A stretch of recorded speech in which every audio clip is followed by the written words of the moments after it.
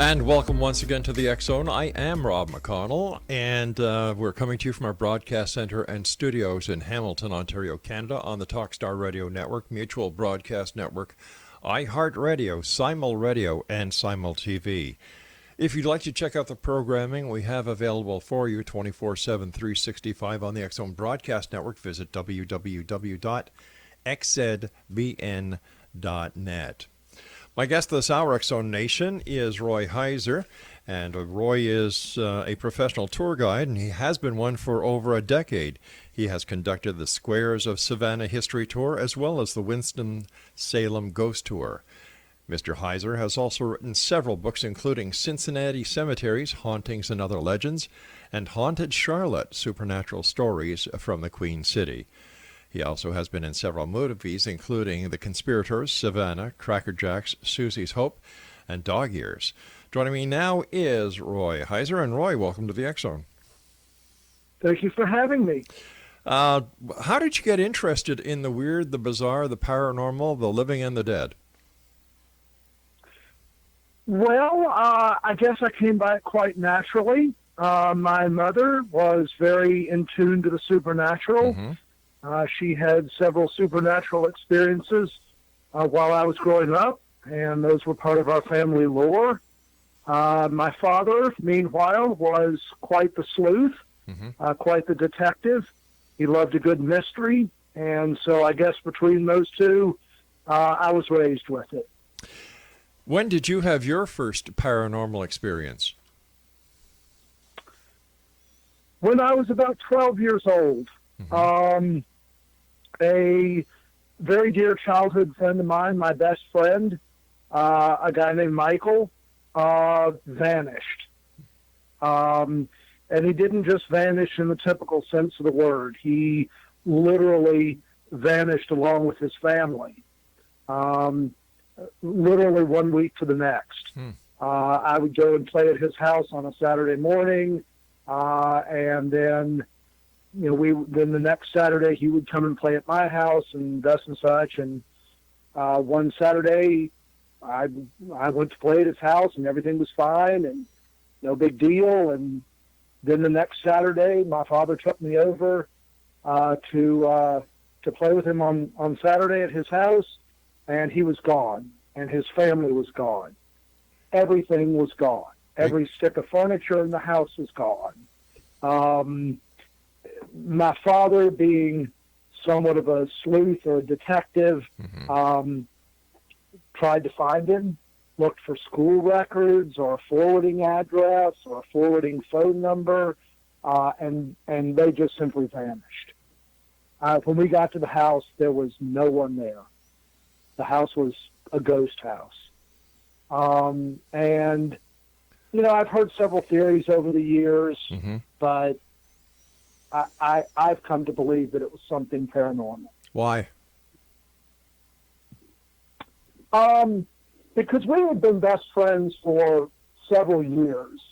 And if it had been, his dad got a new job or he's moving or he's changing schools, he would have written me a letter or given me a phone call. And I never heard from him again. Never got a letter, never got a phone call, nothing. No way to track him, no way to trace him. Granted, his name was somewhat common, but yeah, I've never been able to find him again. But I have no other explanation. But once again, that doesn't prove it had anything to do with the paranormal.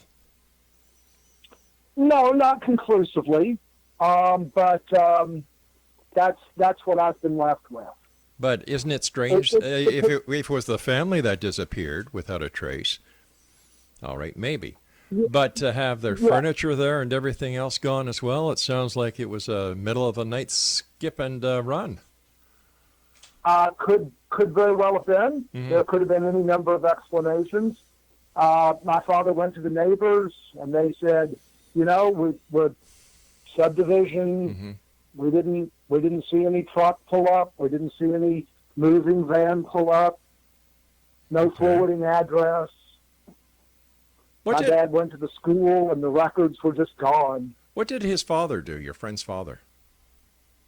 Uh, that's part of the mystery. I don't know what he did.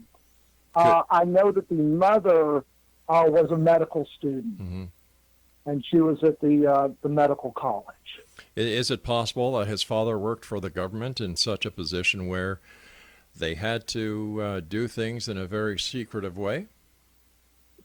Could have been. You see, I'm an That ex-cop. could be I'm an explanation. ex-police detective. Like, I wasn't a sleuth, I was a real detective. And I'm just trying to understand how there's a tie here to the paranormal where absolutely nothing that you've described in this case can be classified as paranormal. Well, that's part of the mystery.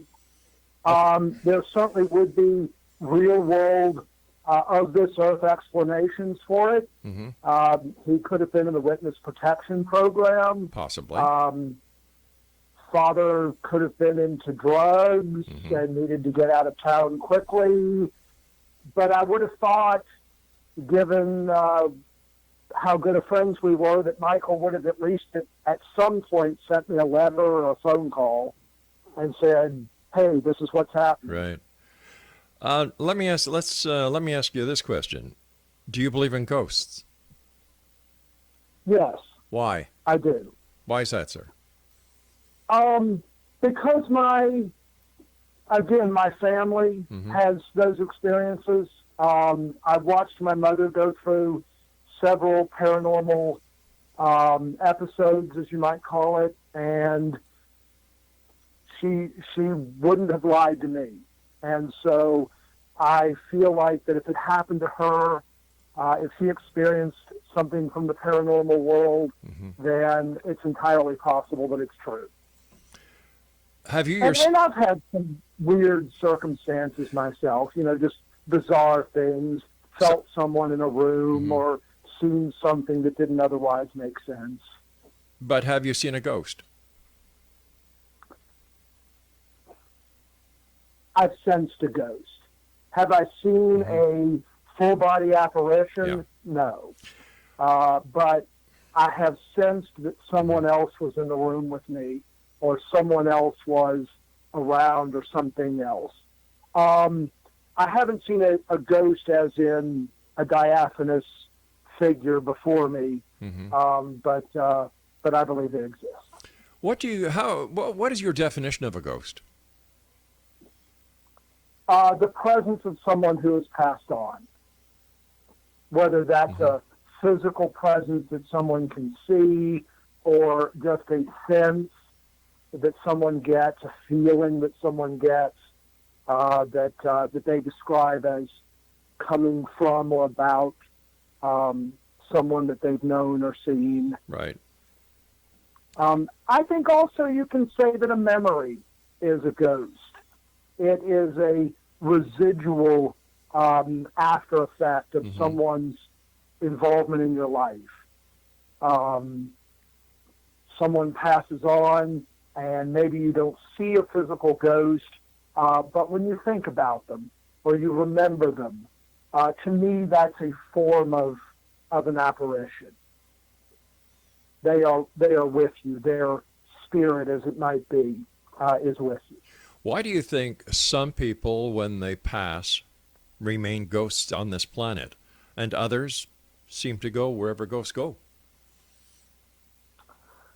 Well, most of us that believe in the paranormal and believe in ghosts would attribute that to someone who died young or died in the middle of their life going on. Mm-hmm. That's why you hear very few stories about ghosts of elderly people. Elderly people have lived a long life. They've lived their full life. They've raised their kids. They've done what they're going to do. Their bodies have grown weak and tired, and they're ready to go on. At some point, they become ready to go on. And so most apparitions, at least that happen historically, happen to younger children or middle-aged people who are in the stream of life, and they're sort of plucked out through circumstances. And so that continuation, that continuity, leaves a ghostly residue. All right, Roy, stand by. You and I have to take our first break. Exonation, Roy Heizer is our special guest. CincinnatiGhostTour.com. And Roy and I will be back on the other side of this break as we continue here in the X Zone from our broadcast center and studios in Hamilton, Ontario, Canada. I'm Rob McConnell. Don't go away.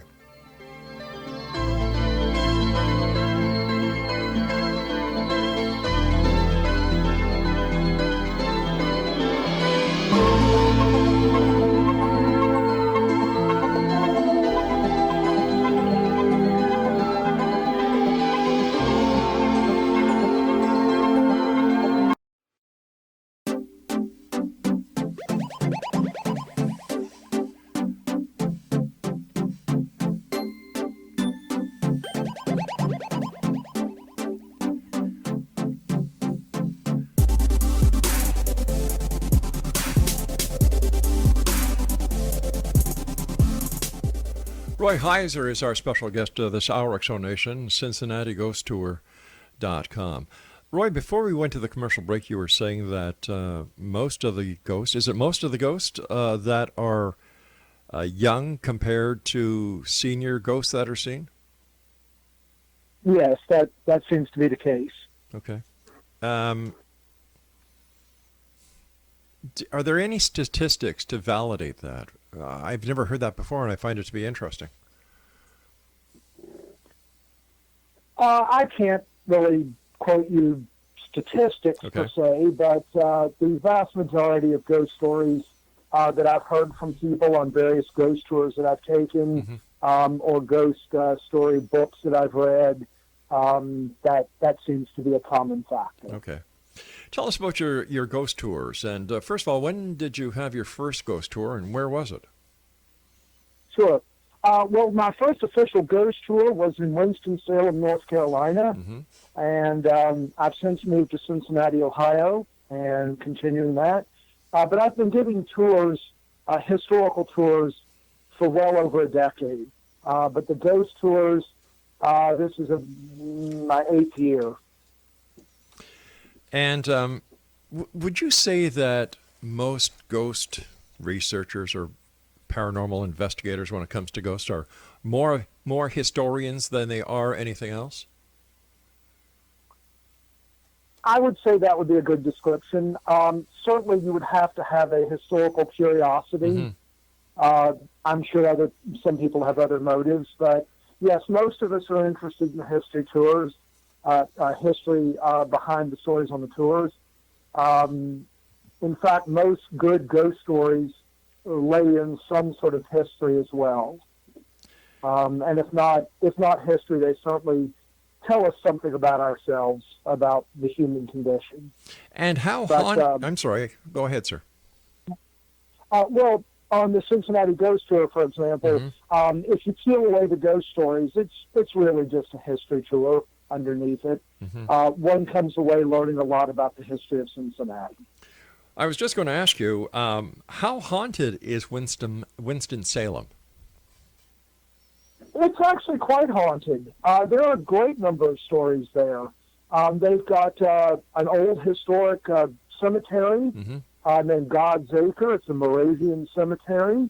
It's set up sort of in an unusual manner compared to most cemeteries, according to their religious tradition of the Moravians, and that is definitely an active graveyard. There is Old Salem, which is the old historic part of Winston-Salem, and that's definitely got some ghosts roaming around down there, including Dr. Veerling, who was the original town doctor, who is said to haunt his home and office. Wow. And there's several ghosts over in a neighborhood called the West End. What is your favorite story when you were doing your ghost tour in Salem, Winston-Salem? What was your favorite ghost story that you enjoyed telling the people on your tour more than anyone else? Probably the story of the two boys that were best friends who met a girl or noticed a girl that they liked very much, and she was at the women's college there, and they both caught her eye and began to pursue her, Mm-hmm. and she realized that she could only take one boy's hand in marriage. And so what are two boys in love with the same woman to do in the early 1800s but have a duel? And so they came to the outskirts of Winston-Salem, out into the wooded area, an area known today as the West End, and they had a duel. And one of the boys won, and one of the boys didn't win. And so the boy that didn't win became a ghost, Right. and haunts the place where they had the duel. Mm-hmm. And the other boy spent the remainder of his life feeling guilty about the duel. And then when he passed on years later, he too came back to that place where the duel happened. And so the ghostly spirits of both boys haunt that. It was an old barn, an old brick barn on the outskirts of town, and both boys are known to haunt it. Wow. Now, on these ghost tours that you did in Winston-Salem, as well as the one that you do in Cincinnati, do people ever have an experience that they were just shocked to have? We've had several people that were very surprised. Mm-hmm. We've had people frightened. They've seen things in windows or down an alley, or they've felt something come over their shoulder or a presence of some type, and been startled and been quite frightened. We've had several people scream out loud. We've also had several people take some very interesting photos over the years, not just the usual orbs, but several other types of photos that were shocking. You know, with the digital cameras today, you can look at your photos right away. Yeah. And we've photographed some interesting things. How do you, as a professional tour guide, deal with skepticism on the tour?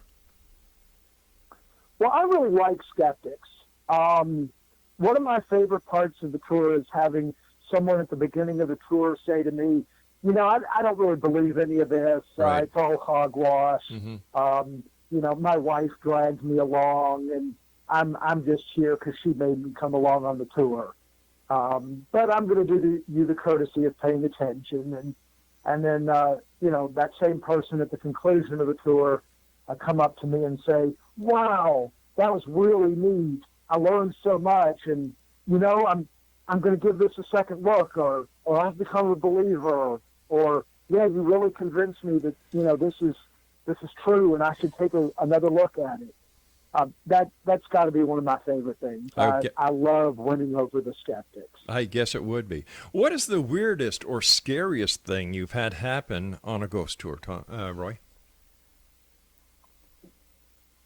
Well, one time here in Cincinnati, we actually had a lady have what I might call an out-of-body experience to some degree. We were standing around in a bar called Arlen's Bar, Mm-hmm. and we were kind of out in an open area. It was a weekday night. The bar was kind of mostly empty. There wasn't really anybody around except our little group. Right. And a lady came along out of nowhere. The way Arlen's is set up, there's no real way to walk into that open area without being seen. It's a very long, narrow bar. And she didn't come walking down the bar. She didn't come out of the patio area. She just appeared out of nowhere and fell flat on the floor. Oh, boy. Arms underneath her, chair flying across the room. And, you know, obviously the bartender came over and looked at her and thought, you know, maybe we should call an ambulance. And I thought it was best to get my group out the door and on to our next stop, because if they were going to have, you know, medical people come in, they needed their space. Sure.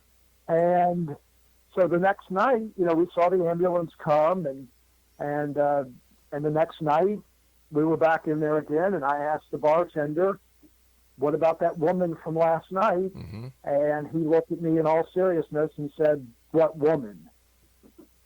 The woman who fell on the floor. that kind of appeared out of nowhere. And again, he was like, "What woman?" And well, the one you called the ambulance on.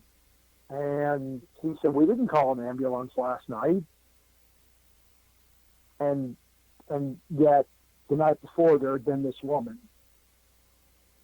I mean, maybe he was pulling my leg, but he seemed serious to me. Why do you think ghosts hang around bars? Hang around Bars, where alcohol is served? bars. Yeah. Well, ghosts are really just manifestations of people. They're the spirit or the energy of people. And so ghosts are really not that different than us, except they don't have their corporal body. They want acceptance and attention. They want to be included. They want to have friends. They want all the things that you and I want. And so a bar is a natural environment for that. Most bars are friendly, happy places that people go to have a drink and meet up with their buddies and have a good time and a few laughs and ghosts want those same things. Ghosts want to carry on doing what they were doing. And so given the community and the friendliness of most bars, it's a natural extension. All right, Roy, please stand by. You and I have to take our news break for the bottom of the hour. And X Zone Nation, our guest this hour is Roy Heizer. And if you would like to get a hold of Roy, if you're in the Cincinnati area and you'd like to take Roy's tour, his website is CincinnatiGhostTour.com. That's CincinnatiGhostTour.com. And Roy and I will return on the other side of this news break as we continue here in the X Zone from our broadcast center in Hamilton, Ontario, Canada. Don't forget, the X Chronicles newspaper is available for one and all with our compliments and has been since 1990. And to get your complimentary copy, which this month is 92 full-colored pages, I should say, visit online where you can read it online or download it from www.xchroniclesnewspaper.com.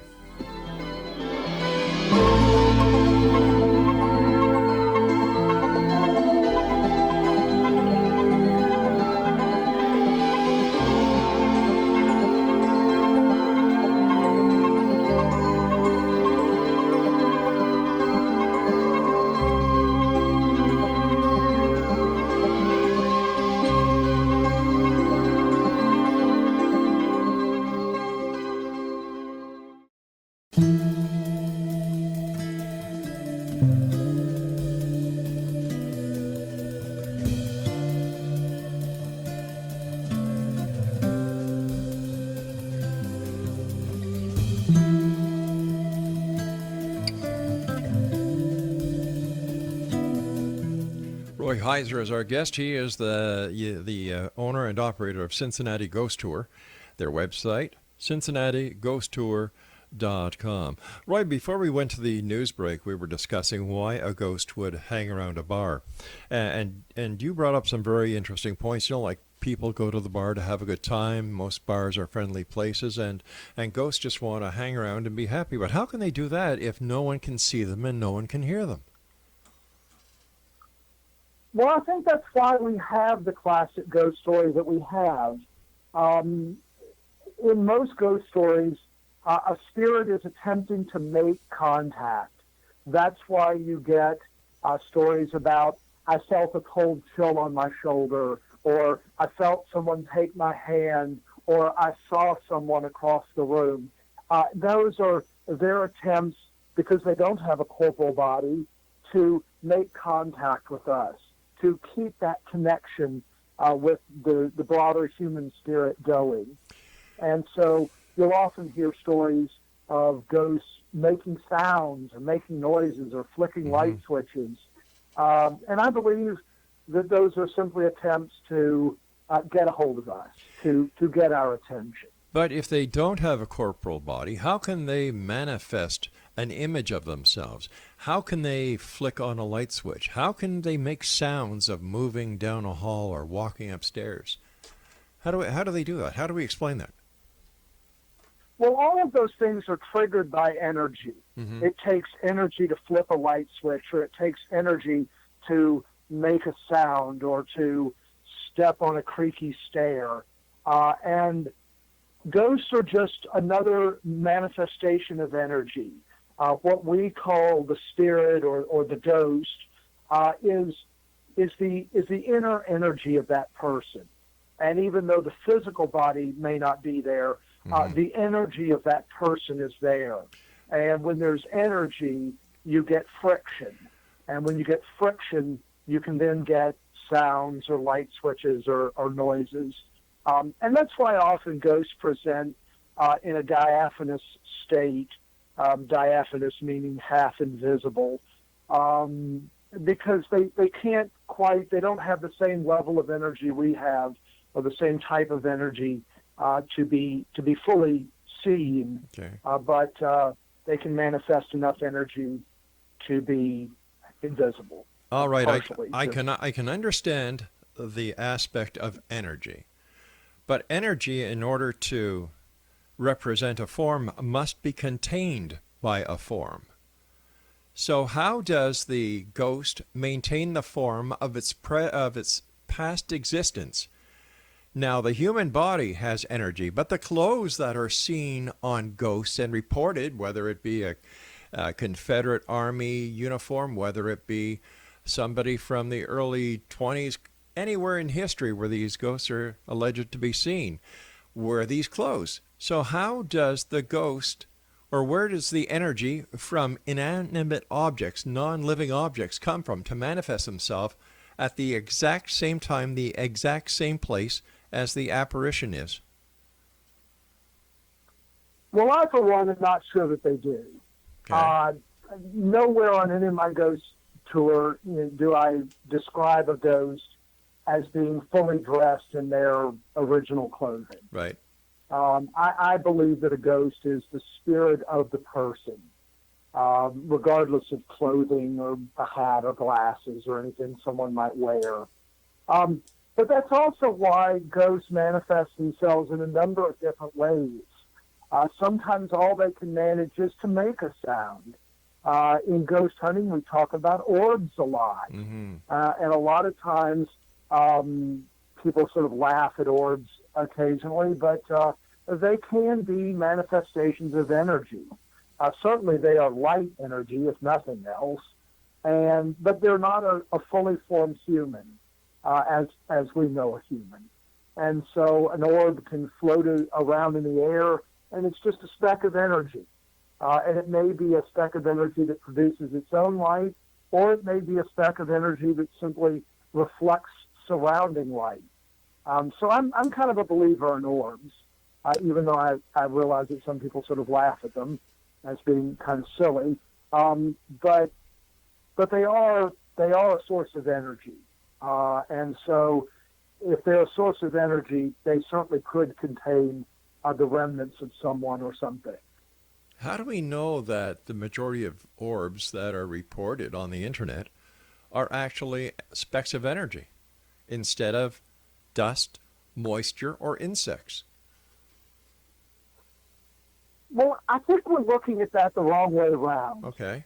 All orbs are specks of energy. So the question isn't whether they are specks of energy, because they are all specks of energy, either producing or reflecting light. The question is, are they paranormal? Are they the spirit or the embodiment of a person or an animal or something? And so, like you mentioned insects, for example, I don't see why an insect couldn't have the same sort of spirit that a cat or a dog or a person would have. I'm not saying they I don't. mean, they're a living being. There's all probability that they would. And so the question about orbs isn't, is it energy? The question is it paranormal? And how And I believe in some cases it is, and in some cases it isn't. So how do you differentiate between the two? Well, that's where an investigation would come in. That's where you would need corroborating evidence. Such as? Just a generic photograph doesn't tell you much of anything. Right. If you, for example, have video and there's an orb in it, and, you know, a car goes by in the distance and their headlights come through your window and poof, you see an orb, that may just be energy. Right. But if there is another piece of evidence to go along with that video that would lead you to believe that that orb is something more, for example, is there any audio associated with that orb? Are there multiple orbs? Does the orb transform into something? Is there any other activity in that house or building that would lead you to believe that there was paranormal activity there? So what would some of the evidence be that orbs are real? Orbs are actually particles of energy of someone who has departed and is no longer a human, but are now pieces of energy floating around in these orbs. Sure. Again, you would need some other evidence to go with it. Otherwise, it's inconclusive. And that other piece of energy evidence could be other sightings, manifestation, sounds, noises, or something picked up on a piece of detection device. Why do you think the paranormal is so popular these days? Well, because I think people are curious. They're curious about humanity. They're curious about the afterlife. It is an extension of a fear that humans have of dying. It comforts people to know that life doesn't just end at death, but there is something beyond. But we don't know that. But we don't know that for sure. This is all speculation. No, of course not. Of course, it's all speculation.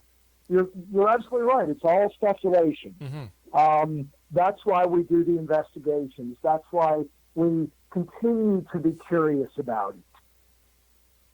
Yeah, but doing an investigation and coming up with something that is inconclusive, what does that tell you?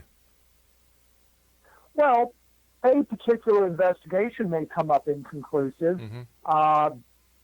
but that doesn't mean that all of them do at all times in all places. And so you have to keep investigating, and keep exploring, and keep learning. So let's say the day comes that somebody out there comes up with the smoking gun that ghosts are real and that there is an afterlife. What happens after that point? I doubt that will ever happen, because I rather suspect that there's an equal number of people that would say that it was false, that it was not true, or have a different point of view. You know, while I believe in ghosts and talk about ghosts being real and explain why I believe in ghosts, there's someone else spending just as much time and energy convincing themselves and others why ghosts are not real.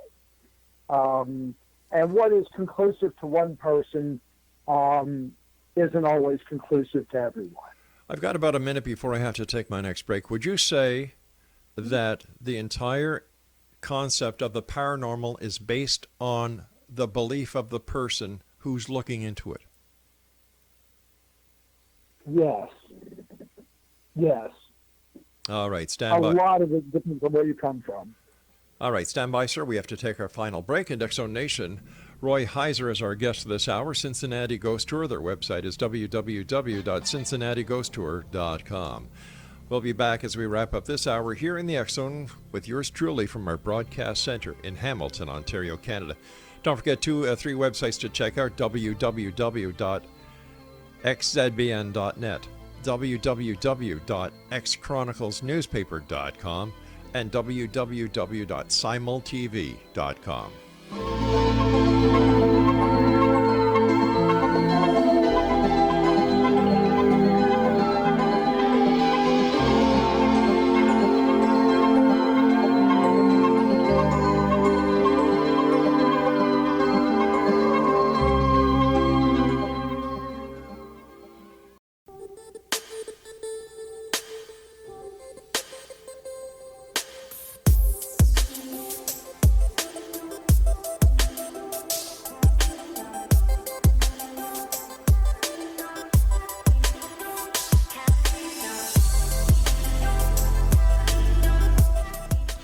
Exo Nation, Roy Heizer is our guest this hour, CincinnatiGhostTour.com. You also conduct Cincinnati cemetery tours as well as Sinister Cincinnati walking tour. Tell us about both those walking tours.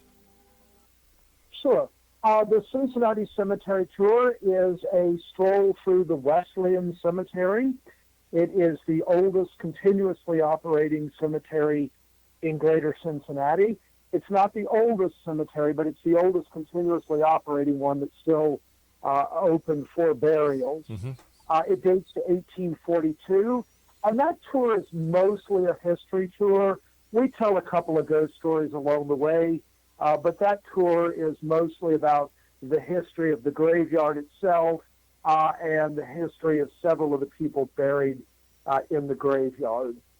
Now, the Sinister Cincinnati tour is sort of a non-paranormal version of the ghost tour, where we tell stories about the 5 serial killers that have plagued Cincinnati. Charles Manson is from Cincinnati, and we talk a bit about him, as well as some other weird things that have gone on in Cincinnati's history that are not necessarily paranormal. Now, during the tour through the cemetery, has anything strange, weird, or bizarre happened to you or your groups? No. Like I said, that's mostly just a history tour. Right. I also conduct that tour during the daytime, so it doesn't have the ambiance of the night like the ghost tour does. But it is a fascinating old graveyard. Okay. What is the funniest thing that has happened to you as tour guide on the paranormal tour or paranormal walk? Oh, well, yeah, I had a lady come on the tour one time. Seemed like a nice lady.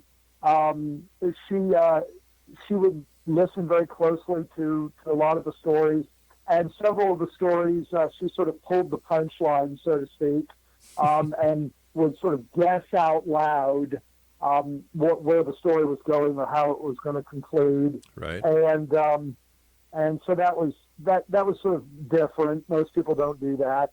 And at the end of the tour, she comes up to me and says, this is a while back when I was just taking cash at the conclusion of each tour for your ticket.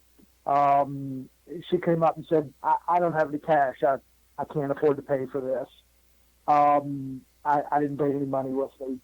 And then she started laughing, and she had this really sort of quirky, funny laugh. And, what can you do? You can't have her arrested. You can't run her down the street. Right. You just sort of have to do it on the honor system. And so what I ended up getting paid for that tour from her anyway was a funny story. And we've laughed about that several times over the years, how she sort of boldly came up and proclaimed that she couldn't pay for the tour. But she was funny to have along, and so we got a funny story as payment instead of the usual. How many days of the week do you do your ghost tour? We do the ghost tour every Friday and Saturday in September and October, and then Saturdays the rest of the year. And how many people do you usually take per tour? Well, it varies. In September and October, it can be anywhere from 4 to 40 people. Wow. 40 is sold out. Mm-hmm. And in January and February, it might just be 2 people. Are you the only tour guide on the Cincinnati Ghost Tour? Yes, I'm a one-man show. What are the best qualities for someone listening tonight who thinks that they'd like to become a ghost tour guide in their town or their city, wherever they are? What advice do you have for them? Well, to be a good ghost tour guide, you have to be willing to give up your weekends. I've tried to hire additional guides, and during the interview process, the main issue with people is they don't want to give up their Friday and Saturday nights to go to give a tour. So you really have to love it. You really have to be passionate about it. You have to be a good speaker. You have to be able to talk articulately in front of a crowd, not get too nervous, or you have to be able to tell a story in a fairly straightforward manner. You have to be able to handle people if they're drunk. Hopefully we don't get that very often, but once in a while, I suppose. Or any other instance that comes up, have to be able to handle that. And you have to be entertaining. I've been on ghost tours where the guide just walked around, pointed at the building, and said, somebody died there, and now there's a ghost, and on to the next spot. And you really have to be able to tell a story. How do the members of Cincinnati's general public feel about the ghost tours? Oh, very enthusiastic about it. We get lots of rave reviews. People that call and just ask about the tour. Mm-hmm. Obviously, the people that come on the tour. I suppose there's a few people around Cincinnati that don't like the idea of a ghost tour. They're entitled to that opinion, of course. That's fine, but the vast majority of people think it's great fun. How long is each tour, Roy? 90 minutes. And how many different locations do you visit in 90 minutes? We have 19 different locations on the current tour. Mm-hmm. And what is the distance of the tour? A mile, 2 miles, 3 miles, 4 miles? Little over a mile. So it's basically in the downtown core of Cincinnati? It's in a historic neighborhood called Clifton, Okay. which is part of Cincinnati proper. It's a neighborhood that dates to 1849, Mm-hmm. and so it's got over 160 years of history. Lots of Victorian-era homes. It was a wildly popular area during the Victorian era. What is the history of Cincinnati? Well, it started in 1788, and was started, of course, because of the Ohio River. Mm-hmm. It was a stop along the Ohio River. It's always been an industrial town. One of its nicknames is Porkopolis, which is a nod to the pork packing trade that made many local businessmen originally quite wealthy. But there was also a lot of trading up and down. It was a major stop on the Underground Railroad as slaves escaped the South and moved further north into Ohio and then on into Canada. Mm-hmm. It was a major stop on the Underground Railroad. It's also been a broadcasting epicenter for the Midwest. And let's not forget WKRP. And WKRP, exactly. Yeah, exactly. What are your final thoughts for the members of the X-Zone Nation listening to you around the world tonight, Roy? Well, I just hope that everyone enjoys going to ghost tours and enjoys engaging with that history and those stories, enjoys that, and comes on out and visits us at Cincinnati Ghost Tour. But there's lots of great ghost tours across the country. You can find them all over the place. They are wildly popular across America. And so wherever you are, you can come out and see a ghost tour. I've seen them in both Toronto and Ottawa, and they're great. Where can people get copies of your book? They can get it on Amazon, on the internet, and then they're also at a bookstore chain called Barnes & Noble, and another bookstore chain called Joseph Beth. We've got about a minute and a half left. I'd just like to touch briefly on your media credits: Conspirators, Savannah, Crackerjack, Susie's Hope, and Dog Years. How did you get into the film industry as well? Well, that really was serendipity. I was living in Savannah, Georgia, doing a history tour, and they literally put an announcement in the newspaper for thin guys with beards. And I'm a thin guy with a beard. And so they hired me to be an extra in that. And so they gave me an outfit to wear, and I got to meet Robert Redford and be in several scenes in the Robert Redford film, The Conspirator. And that was an awesome experience. And so I went on to be in a movie called Savannah with Jim Caviezel. and I was an extra in that. You can see me in several of the scenes in that movie. And then when I moved to Winston-Salem, they were filming the movie Susie's Hope, which is a movie about a dog law, an animal abuse law. And so I was an extra in that. And I've just really enjoyed being an extra over the years. Roy, I want to thank you so much for joining us. Great talking to you. And X Zone Nation, if you'd like more information on our guest this hour, Roy Heizer, his website is CincinnatiGhostTour.com. I'll be back on the other side of this news as we continue here in the X Zone from our broadcast center and studios in Hamilton, Ontario, Canada. If you'd like to send me an email, xzone@xzoneradiotv.com. On all social media sites, X Zone Radio TV.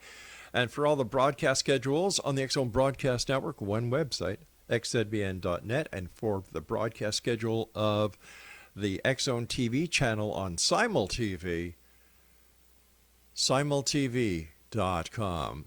I'll be back on the other side of this break. My name is Rob McConnell, and this is the X Zone.